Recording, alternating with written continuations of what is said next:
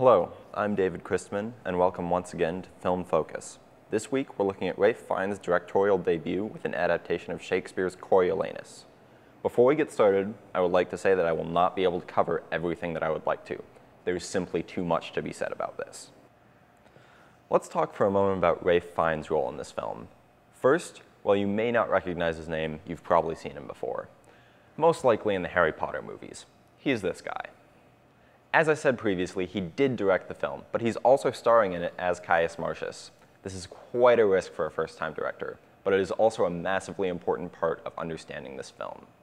The film, just like the play it's based off of, is about one man. With the same person directing and playing the role, no part of the character is unintentional. He is portrayed exactly how the man behind him intended. Fiennes chose to take on this project after playing the role of Marcius on stage and feeling that he wasn't done with the character. Those of you who know about acting understand what this means. Fiennes is deeply connected to the character and understands his motivations and therefore the role of all the other characters as well. In addition, all of the other acting is wonderful.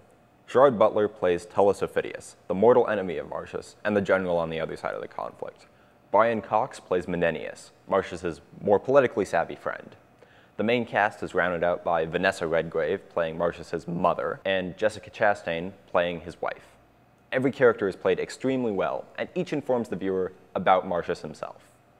One thing that you probably noticed in the introduction is that this story is an adaptation of Shakespeare.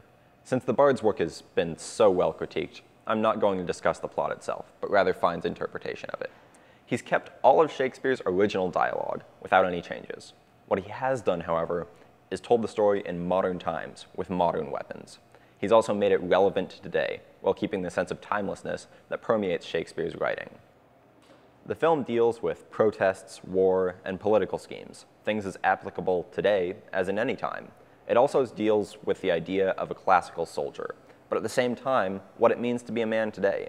It's as complex as any work of Shakespeare, with the added complexity of another person's understanding of the plot layered inextricably over the already dense material. While the importance of the text cannot be overstressed, I found that some of the most powerful moments in the film were not those written by Shakespeare. Many times in the course of the film, there's time where there's no dialogue, and there are sequences that Fiennes has clearly created himself. These scenes truly reveal the personality of the characters involved, far beyond anything that is written. In these, we see the heart of Marcius's wife, a deeply caring woman that feels neglected by a physically and emotionally absent husband, the machinations of politicians and unhappy citizens, the deep respect and hatred that Aufidius and Marcius have for each other. Shakespeare may have given us the characters and the words they say, but they only truly come to life through Fiennes' understanding of them and their minds. This film is, in my mind, Shakespeare done right.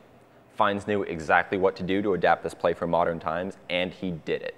There are criticisms to be made. The film has a fairly long runtime, and the dialogue can understandably be difficult to follow, but it strikes the important balance. The film doesn't spoon-feed you, but it's also extremely relatable. There is far more to be said about this film, and I can't possibly cover every point that I would like to. As far as I'm concerned, a film like this only comes about rarely, and Coriolanus will be remembered for a very long time.